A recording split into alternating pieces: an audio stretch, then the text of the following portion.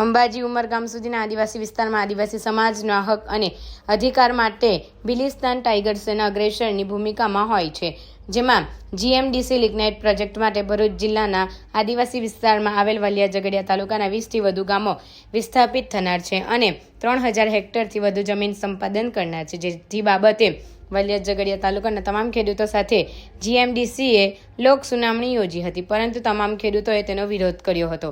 લોક સુનાવણી કાર્યક્રમમાં ધારાસભ્ય ચેતરભાઈ વસાવા, પૂર્વ ધારાસભ્ય મહેશભાઈ વસાવા, આદિવાસી આગેવાન દિલીપભાઈ વસાવા અને તમામ ખેડૂત સંગઠનો એક મંચ ઉપર આવીને ભારે વિરોધ પ્રદર્શન કર્યો હતો, જેમાં મુખ્યત્વે બિલિસ્તાન ટાઇગર સેનાના રાષ્ટ્રીય પ્રમુખ દેડિયાપાડાના પૂર્વ ધારાસભ્ય મહેશભાઈ વસાવાએ વાલિયા ઝઘડિયા લિગ્નાઇટ પ્રોજેક્ટના વિરોધમાં તારીખ 1 જૂને વિશાળ રેલીનું આયોજન કર્યું છે, જેમાં ઝઘડિયા જીઆઈડીસીમાં સ્થાનિકોને રોજગાર મળે, વાલિયા ઝઘડિયા તાલુકાના અસરગ્રસ્ત ગામોમાં રેલી ફરીને લિગ્નાઇટ પ્રોજેક્ટનો વિરોધ પ્રદર્શન કરવામાં આવશે તેવું જાણવા મળ્યું છે.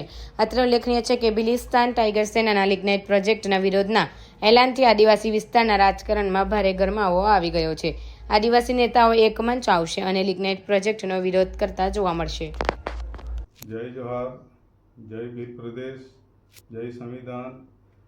મારે વાલિયા ઝઘડિયા અને ભરૂચની જનતાને જણાવવાનું કે વાલિયા તાલુકાની અંદર અને ઝઘડિયા તાલુકાની અંદર જીએમડીસી દ્વારા જે આદિવાસી વિસ્તારને, ગામડાઓને વિસ્થાપિત કરવાને માંગે છે, તો એ વિસ્થાપિત નહીં થાય એના માટેની અમારી લડાઈ છે.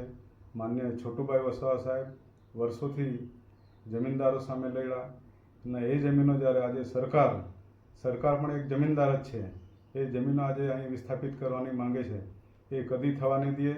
અમે એની અંદર વિરોધ પણ કર્યો છે આગળ જ્યારે એનું હિયરિંગ થયા, ને એના માટે અમે આખરી સુધી લડી મરીશું અને અમારી પર પહેલાં તો એ લોકોએ અમારી પર ગોળીઓ મારવી પડશે, જેના લીધે અમે ટૂંક સમયની અંદર એક મોટી રેલી અમે બિલિસ્તાન ટાઇગર સેના દ્વારા એક મોટી રેલી કાઢવા માંગીએ છીએ અને એ રેલી આપણે 1/6/2025ના રોજ અમે આખો પ્લાન બનાવીએ છીએ, રૂટ બનાવીએ છીએ અને જે વિસ્થાપિત ગામડા જે થવાના છે એ ગામડાનું આખું લિસ્ટ અમે જાહેર કરીશું ને એની અંદર હજારો સંખ્યાની અંદર હું સમાજના લોકોને, ખેડૂતોને, આદિવાસી હોય, એસસી હોય, એસટી હોય, ઓબીસી હોય, માઇનોરિટી હોય, બધાને અપીલ કરું છું કે આ રેલીની અંદર જોડાઓ, તમે સ્વયં જોડાઓ.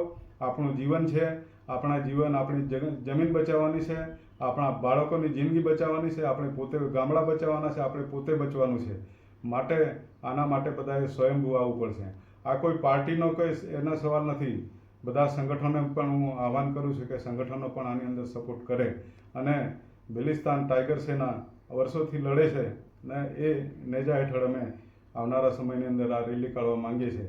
તો સૌ બધાને હું અપીલ કરું છું, ફરીથી અપીલ કરું છું ને નવયુવાનોને ખાસ કરીને જણાવું છું કે આપણા ભવિષ્ય ને આવનારા જે છોકરાઓ છે એનું ભવિષ્ય, એમના માટે આપણે બધા લડીએ છીએ. અને બીજો એક પ્રશ્ન આપણા માટે બીજો પણ એક છે કે ઝઘડિયા જીઆઈડીસી અહીં ગાડી આવી છે, એની અંદર આટલા બધા શિક્ષિત બેરોજગાર આ તાલુકાઓની અંદર છે, ઝઘડિયા, વાલિયા, નેત્રંગા અને બીજા ડેડિયાપાડા, સાગબારા કે બીજા ભરૂચ જિલ્લામાંથી, એ લોકોને 80% નોકરી મળતી નથી. એટલે શિક્ષિત બેરોજગારોનું એક લિસ્ટ બનાવવા માંગુ છું બિલિસ્તાન ટાઇગર સેના દ્વારા અને એ લિસ્ટ તમે બધા અહીં ગાડી તમારા બાયોડેટા આપો અને એની સામે આપણે નોકરીઓ માટે આપણે આખી ઝઘડિયા જીઆઈડીસીમાં પણ રેલી કાઢવી પડે, અંકલેશ્વરમાં રેલી કાઢવી પડે કે દહેજમાં કાઢવી પડે, આપણા મોટા પાયે બિલિસ્તાન ટાઇગર સેના પર આપણે રેલી કાઢીશું એવું હું આજે જણાવું છું.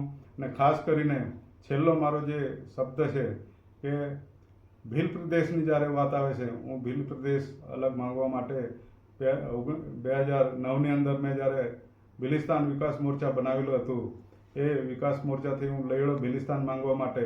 ત્યારે ઘણા અમારી પર પોલીસે કેસો કર્યા, અમને જેલમાં મોકલવા આવ્યા, છતાં બી અમે ડર્યા નથી. અમે આ બિલિસ્તાન વ્હાઇટ હાઉસ બનાવવાનું મારું કારણ એ જ હતું, જ્યારે અમેરિકા એનું વ્હાઇટ હાઉસ બનાવતો હોય તો અમારા ભીલ પ્રદેશનું પણ વ્હાઇટ હાઉસ આ બનાવ્યું છે અમે.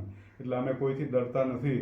એટલે અમે અપીલ કરીએ છીએ કે આ ભીલ પ્રદેશની અંદર ભરૂચ જિલ્લો બી આવે છે અને ગુજરાત, રાજસ્થાન, મધ્યપ્રદેશ, મહારાષ્ટ્ર આ બધા આવે છે. હું બધાને અપીલ કરું છું અને જે કંઈ ગુજરાતમાંથી બધા લોકો આવવાના હોય તો બધાને હું અપીલ કરું છું કે આ જે તારીખ અમે આપી છે 1/6/2025ની અંદર, એ દિવસે બધા આવો એવી હું તમને અપીલ કરું છું.